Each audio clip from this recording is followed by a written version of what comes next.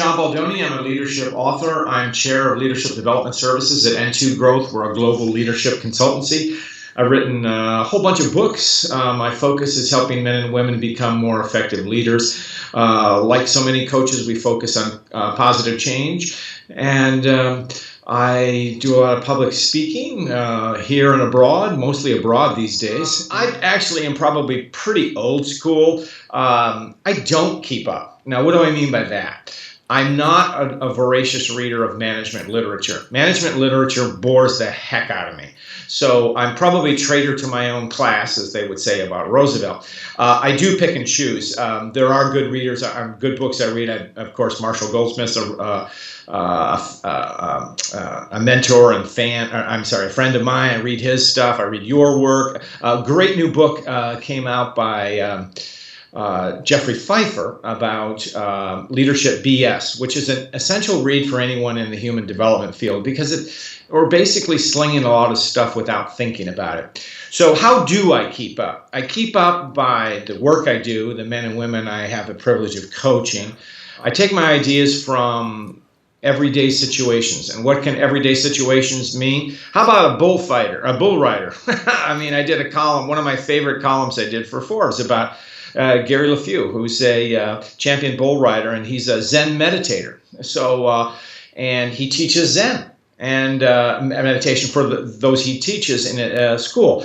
I pull lessons. I just have a video out now called, people always ask me, I'm sure they do you, Bill, is, what advice do you have for leaders? And I have a few little pan things, but one thing is accentuate the positive, which, as you know, is the old Harold Arlen, Johnny Mercer song.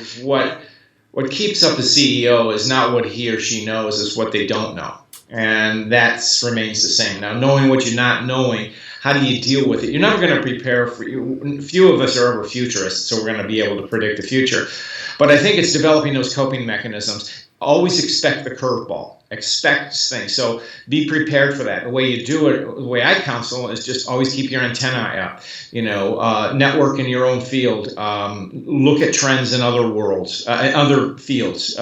Years ago, the automobile industry learned from the hospitality industry. Today, the healthcare industry is learning from the hospitality industry, all about delivering the human touch and patient care, which sometimes was, fell by the wayside because of technological reasons. I think our values will always be the same, love, truth, honesty, ethics, value, all of that kind of stuff. Is there a lifespan for a business? And so if there is, how do I deal with that disruptive thing? What is, not that you're looking over your own shoulder, but what's the reality? And maybe it's a lifespan for your business, but maybe it's not so much that. Maybe you need to do something else. So for example, Nokia, maybe it's not such a great example right now, but once upon a time, it's a cellular handset maker, and they do other things, of course. But they started out as a timber company, and because they had a timber company, timber and mining, they had, when the telephone company went bankrupt, they bought it because the telephone company was their biggest creditor, so they got involved in telecom,